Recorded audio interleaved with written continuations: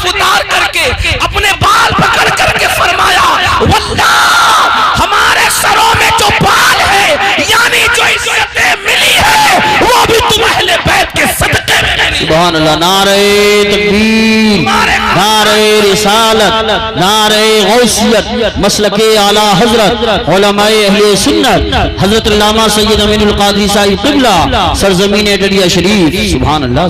हालांकि सहाबाए किराम में सिद्दीक अकबर के बाद सबसे बुलंद मर्तबा फारूक आजम का है। इसी तरह आपने सुना होगा हजरत सैयदना अबू हुरैरा रज़ी अल्लाह ताला अन्हु की बात कि हजरत अबू हुरैरा इमाम आली मकाम से एक मुलाकात में अपने अमामे के शिमले से हजरत इमाम हुसैन के तलवों की मिट्टी साफ करते हैं और आपकी जूतियां सीधी करते हैं। कौन?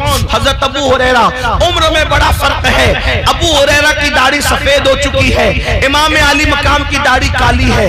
ये सारी चीजें कभी आप महसूस करते, कभी सोचा आपने कि ये लोगों ने मोहब्बत की और हम पर क़यामत तक अहले बैत की मोहब्बत फर्ज है।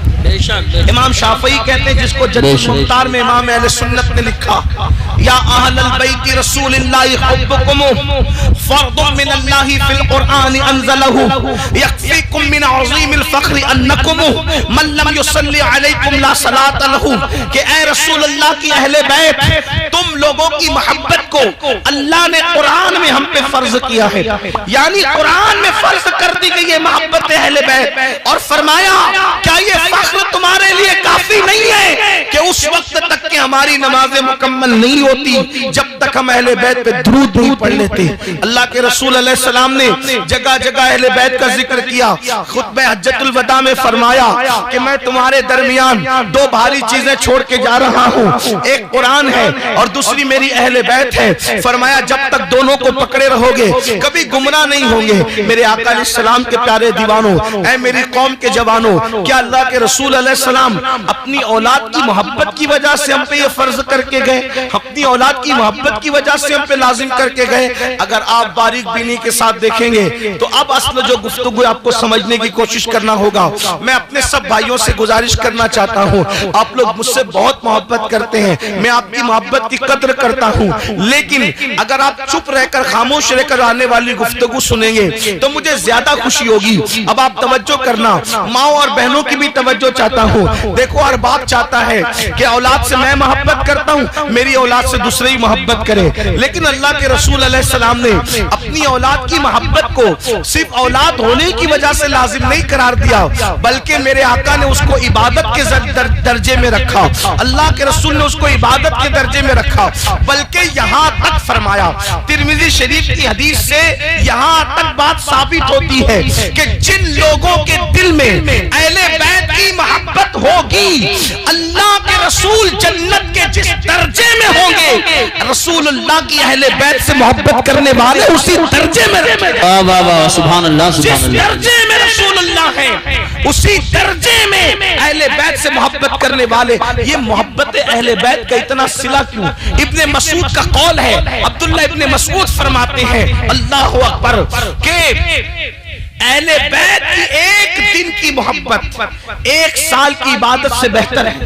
इमामुल मुतकल्लिमीन अल्लामा नकी अली खान अपनी किताब में शिफा के हवाले से लिखते हैं कि कोई अहले बैत को आता देखकर, हदीस पाक अल्लाह के रसूल ने फरमाया कि कोई मेरी औलाद को आता देखकर खड़ा न हो तो अल्लाह उसको लाइलाज बीमारी में मुब्तला कर देगा। यानी अहले बैत के मामले में इस कदर ताकीद है, वो आए तो खड़े हो जाओ, अगर नहीं खड़े हुए तो तुम लाइलाज बीमारी में मुब्तला हो जाओगे।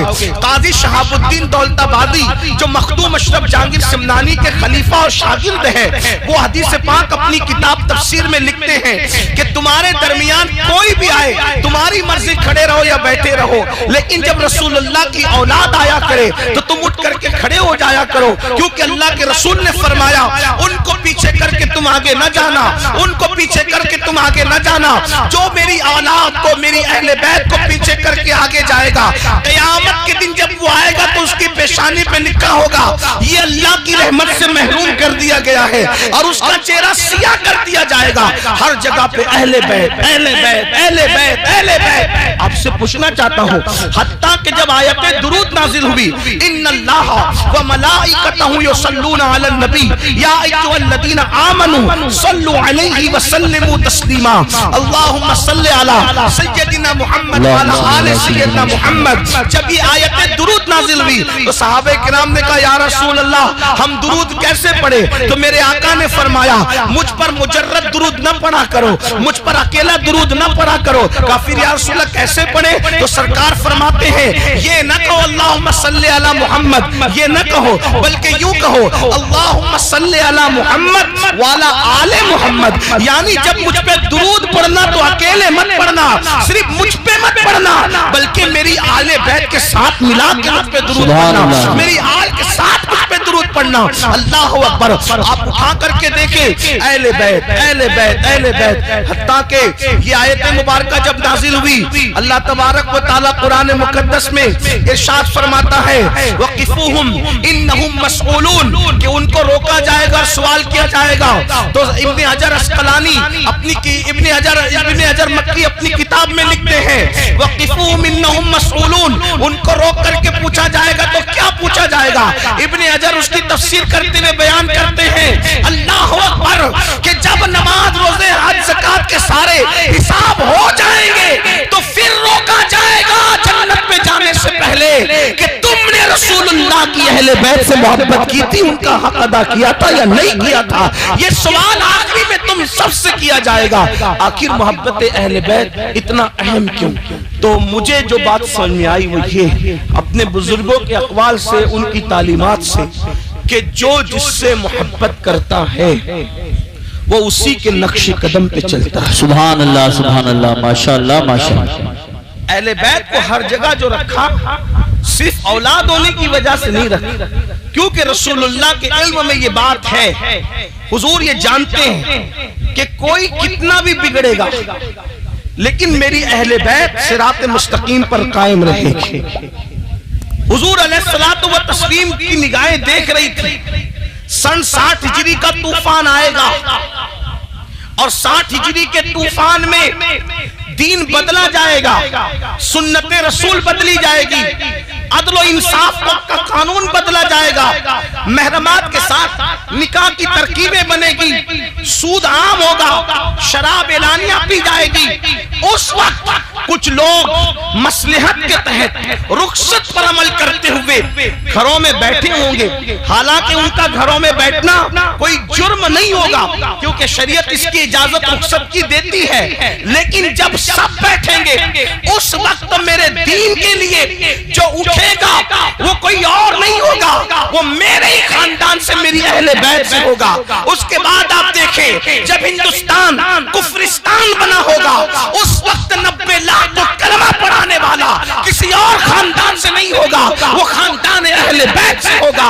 जब दीन मुर्दा हो रहा होगा तो दीन को जिंदा करने वाला बगदाद में जो उठ के खड़ा होगा वो किसी और के खानदान का नहीं होगा, वो भी अहले बैत के खानदान का, जिसे दुनिया अब्दुल कादिर जिलानी गौसे आज़म के नाम से याद करेगी। इसी तरीके से अल्लाह अकबर, 14 साल की उम्र में अल्लाह के दीन के लिए शहीद होने वाला किसी और के खानदान का नहीं, मसूद सालारे गाजी अहले बैत के खानदान का होगा। इसी तरीके से कुफ्रिस्तान के अंदर साबिर कलियर की शक्ल में दीन का परचम लहराने वाला अहले बैत के खानदान से होगा। दिल्ली में इनकलाब पैदा करने वाला महबूब इलाही निजामुद्दीन औलिया खानदान अहले बैत से होगा। अल्लाहू अकबर, लाहौर की सरजमीन पर खुदा के दीन का मुहाफिज बन के खड़ा होने वाला दाता अली हुजवेरी अहले बैत के खानदान से होगा।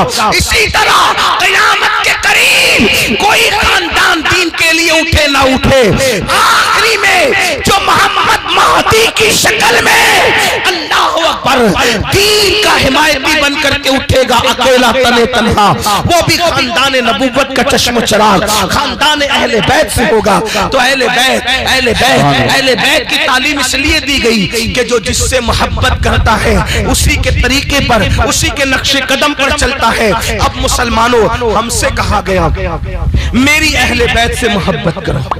अब जब दिल में मोहब्बत मोहब्बत किसी की भी पैदा हो, किसी की भी मोहब्बत किसी की भी पैदा होती है तो आदमी बोलने में उसकी नकल करता है, चलने में उसकी नकल करता है, किरदार में उसकी नकल करता है, खाने पीने में उसकी नकल करता है, गुफ्तार में उसकी नकल करता है। ये सब कुछ चीजें होती है रसूलुल्लाह मोहब्बत अहले बैत इसलिए हमारे दिलों के अंदर पैदा करना चाहते हैं कि लोगों तुम्हें पता होना चाहिए कि पहले दिन से लेकर आखिरी दिन तक हर दिन मेरी अहले बैत तुम्हारे दीन की हिफाजत करती नजर आ रही है। जब तुम उनसे मोहब्बत करोगे तो तुम दीन के मुखालिफ नहीं जाओगे बल्कि तुम भी दीन के हिमायती बनोगे, तुम भी दीन के हामी बनोगे।